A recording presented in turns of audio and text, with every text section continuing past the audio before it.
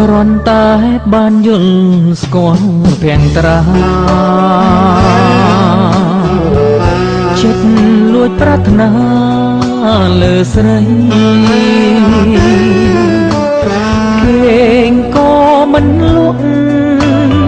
នឹកស្រមៃឃើញតែភាំងស្រីជាប់នឹងដេត្រានឹងចរណៃពីងមួយយ៉ាងខ្លីគឺជាសេចក្តីស្នេហា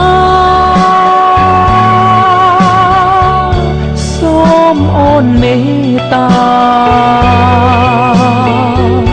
មេត្តាដល់ចិត្តរៀមផោដែលបំណងពំស្នេហ៍តែវងលាក់ស្មឹងទេពីស្អី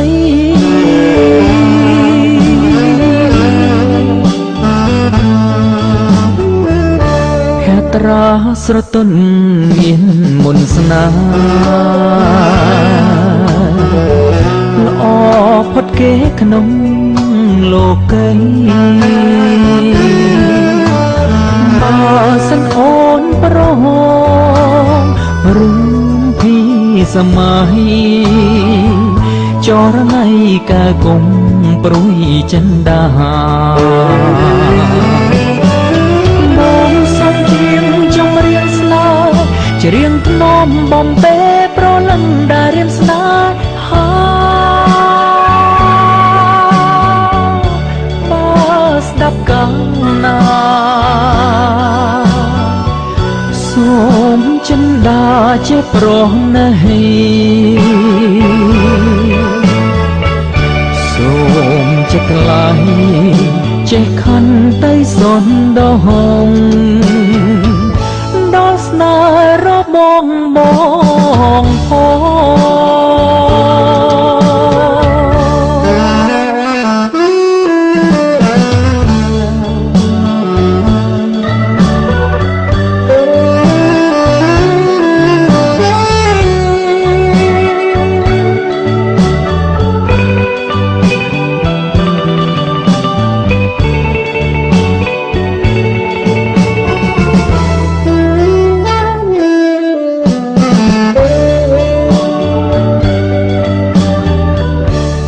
ត្រាស្រទន់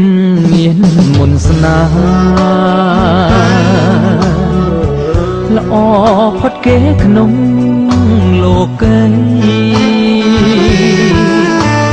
បើសិនអូនប្រហងរុំពីសម័យ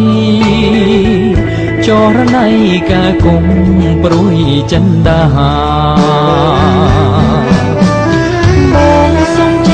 ចំរៀងស្នេហ៍ច្រៀងថ្នមបំពេប្រលឹងដែលរៀមស្នេ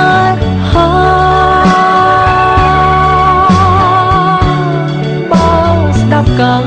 ណាសូមចិនដាជាប្រណីសូមចិត្តថ្លៃចេះខន្តីសន្តោហង